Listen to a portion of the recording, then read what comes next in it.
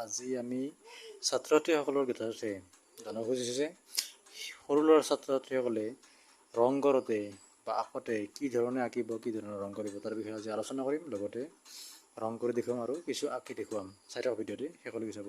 ইয়াত দেখুওৱা হৈছে অমিতাৰ এফাল, লগতে ইয়াতে অমিতা আৰু কাষতে বৃত্ত আছে। মই বৃত্তটোত ৰংটোৰ কৈ দিওঁ যে শিশুসকলে বা অলপ শিশু কৈশোৰসকলে মোটামুটি আপোনাৰ ক্লাছ 5 মানলৈকে, ক্লাছ 5-6 মানলৈকে বহুত ল'ৰা ছোৱালী কি কৰে, ৰংটো মানে কেনেকৈ কৰে তেওঁলোকে ধপা ধপানীয়া কৰি দিয়ে। মই ভিডিঅ'ত দেখুওৱাৰ দৰে এনেকৈ এই ধৰণে কৰে। এই ধৰণে কৰিবলৈ কি হয়, ৰংটো আউটলাইন হৈ যায়। এইটো শুদ্ধ, এইটো একেবাৰে ভুল হৈ যায় আৰু পৰীক্ষাটো নম্বৰ কম পায়। সেইকাৰণে এই ভিতৰত চাব কেনেকৈ কৰিব লাগে। আমি এনেই গোল কৰিয়ে কৰিব পাৰোঁ। এনেকৈ হাতখনো ঘূৰোৱা হ'ল, অৰ্থাৎ হাতখনো প্ৰেক্টিছ হ'ল, লগতে ৰংটো কৰা হ'ল।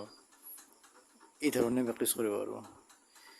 সৰু ছাত্ৰ ছাত্ৰীসকলে চাবা ভিডিঅ'টো আৰু তোমালোকে এই ধৰণে প্ৰেক্টিছ কৰিব চেষ্টা কৰিবা। এয়া চাওক, এনেকৈ ৰংটো আউটলাইন নহ'ল। আমি এনেকৈও কৰিব পাৰোঁ। ধৰি লওক এইটো বৃত্ত, আমি এনেকৈ হেডছিং টাইপৰ, এনেকৈ হেডছিঙৰ দৰে এনেকৈ কৰিব পাৰোঁ। এনেকৈও কৰিব পাৰোঁ, কিন্তু ৰংটো যাতে বাহিৰত নোলায়। এনেকৈ নহয়, এই বৃত্তটো এইখিনি আউটলাইন হৈ গৈছে, এইখিনি গোটেই আউটলাইন হৈ গ'ল। এতিয়া কি হ'ব, এইটো শুদ্ধ হ'ব, এইটো শুদ্ধ হ'ব, এইটো ভুল হ'ব। এতিয়া আছে ইয়াতে অমিতা আছে এটা আৰু অমিতাৰ এফাল আছে। এই ৰংখিনি আমি কেনেকৈ কৰিম, সদায় লক্ষ্য ৰাখিব লাগে। কাষৰ পৰা এনেকৈ কাষৰ পৰা ৰং কৰিব লাগে। এনেকৈ কাষৰ পৰা ৰং কৰিলে কি হয়, ৰংটো আউটলাইন নহয়। এয়া দেখিছেনে? তাৰপিছত এইফালে এনেকৈ কাষটো এনেকৈ ৰং কৰিব লাগিব। কাষটো কৰাৰ পিছত বাকীখিনি মাজৰখিনি আমি এনেকৈ ধুনীয়াকৈ হৈ দিব পাৰোঁ। এনেকৈ ঘঁহিব পাৰোঁ, এনেকৈ চাই থাকক, এনেকৈ ঘঁহিব পাৰোঁ বা পথালিকে ঘঁহিব পাৰোঁ। আমি এনেকৈ পথালিকে বা থিয়কৈ এনেকৈ তৰপ কৰি ঘঁহিব পাৰোঁ। এই ধৰণে এটা তৰপ ঘঁহিলোঁ আমি, নেক্সট আৰু এটা তৰপ এনেকৈ ঘঁহিলোঁ। এই ধৰণে আমি ৰংটো সম্পূৰ্ণ কৰিব পাৰোঁ।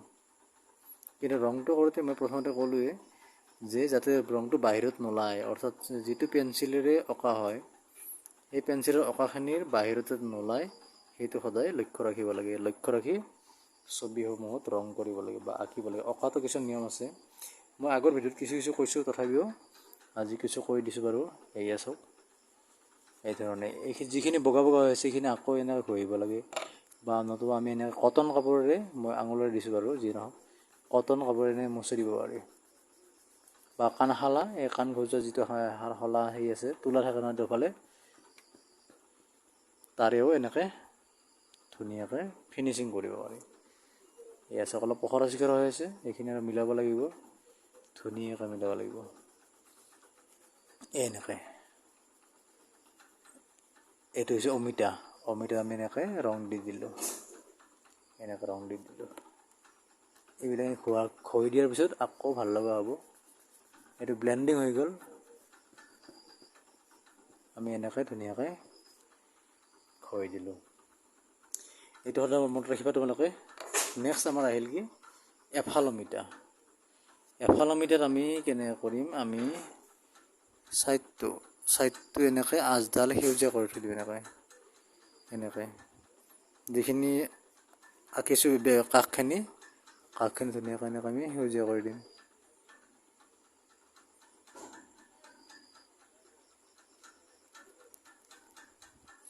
এনেকৈ সেউজীয়া কৰি দিলোঁ। তাৰপিছত আমি কি কৰিম, এইটো কি লৈছোঁ আমি, হালধীয়া লৈছোঁ।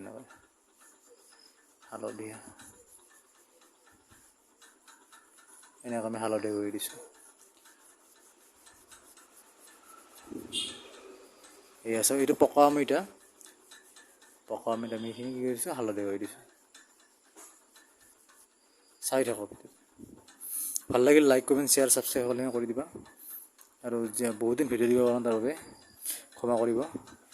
বিভিন্ন অসুবিধাৰ কাৰণে, বিভিন্ন ব্যস্ততা, বিভিন্ন কামৰ কাৰণে ভিডিঅ'সমূহ নিয়মীয়াকৈ দিব পৰা নাই, তাৰ বাবে বহুত দুখিত হৈছোঁ। তথাপিও মাজে মাজে এই ধৰণৰ ভিডিঅ' দিম আৰু ভ্লগিং ভিডিঅ' আহি আছে, আকৌ বনাম, কিন্তু সময় খুব কম। তাৰ মাজতে সময় লৈ এনেকৈ বনাব লগা হয়, কাৰণ ছবিৰ ভিডিঅ' বনাওঁতে বহুত সময় লাগে। ভ্লগৰ ভিডিঅ'ত বেছি সময় নালাগে বাৰু, কিন্তু এইবিলাক ভিডিঅ'ত বহুত সময় লাগে। সেইকাৰণে কিছুমান ভিডিঅ' পেণ্ডিং হৈ আছে। যাওক, সেইখিনি ভিডিঅ' আমি দিবলৈ চেষ্টা কৰিম। এতিয়া আমি এই ধৰণে এনেকৈ ভিডিঅ' মই দি থাকিম। এয়া চাওক, তাৰপিছত আমি কি কৰিম, এইখিনি ব্ৰাউন কালাৰটো এনেকৈ এনেকৈ ধৰিব লাগিব। কাষখিনিৰ পৰা এনেকৈ হৈ পেলাই এইখিনি এনেকৈ ধুনীয়াকৈ এনেকৈ পাতলকৈ, ৰংবিলাক সদায় পাতলকৈ কৰিব লাগে। পাতলকৈ কৰি পেলাই তাৰপিছত আমি কি কৰিব লাগে, ক'লা ৰঙেৰে যিটো অমিতাৰ গুটি থাকে নহয়, ক'লা ৰঙৰ অমিতাৰ গুটিকেইটা এনেকৈ ধুনীয়াকৈ আঁকি দিব লাগে। প্ৰথমতে মই যি পেঞ্চিলেৰে আঁকিছিলোঁ সেইখিনি লক্ষ্য ৰাখি সেই ধৰণে চেষ্টা কৰিব লাগে। এনেকৈ এইটো কি হৈ গ'ল, অমিতা হৈ গ'ল। এইখিনি ব্ৰাউনো দিব পাৰি, নতুবা হালধীয়াটো দিব পাৰি।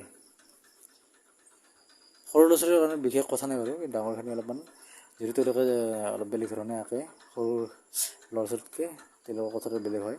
আৰু শিশুসকলৰ ছবিবিলাক অলপ সহজ হয়, তেওঁলোকৰ ৰঙৰ বা এইবিলাকৰ বিশেষ কোনো কথা নাই, এই ধৰণে তেওঁলোকে কৰিব পাৰে। তাৰপিছত যদি আমি ইয়াতে কালাৰ ছেডিং কৰি দিওঁ, এনেকৈ কাষখিনি এনেকৈ অৰেঞ্জ কালাৰ দিব আৰু কমলা ৰংটো এনেকৈ অলপ অলপ এই ধৰণে আমি এনেকৈ ঘঁহি দিব আৰু। এয়া চাওক, মই ঘঁহি আছোঁ কমলা ৰংটো, কাষখিনিত ঘঁহি আছোঁ। এইখিনি হালধীয়া থাকিব, বাকী চাইডটো অলপ অলপ। কিন্তু সৰু শিশুসকলে এনেকৈ নালাগে বাৰু, তেওঁলোকে অকল হালধীয়া ৰংটো দিব পাৰিব। অকল হালধীয়া ৰংটো দিলে হৈ গ'ল, আৰু এনেকৈ দিলে হৈ গ'ল। কিন্তু ক্লাছ 4, 5 তেওঁলোকে এইখিনি ধুনীয়াকৈ কাষখিনি কালাৰ ছেটিং কৰি দিব পাৰিব এই ধৰণে, এনেকৈ কমলা ৰঙেৰে হালধি দি পেলাই এনেকৈ।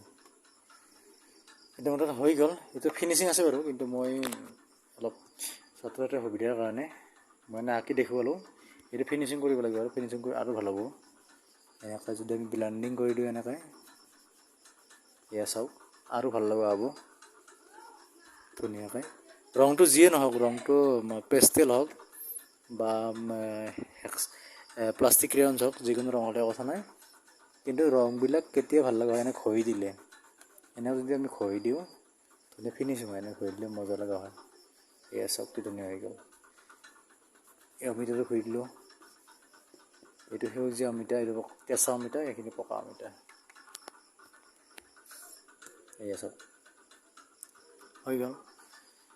আজিৰ ভিডিঅ'টো ইমানতে সমাপ্ত কৰিলোঁ।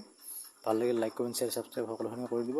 অলপতে ক'লোৱে, আকৌ একবাৰ ক'লোঁ, যাওক আজিলৈ ইমানেই, ধন্যবাদ।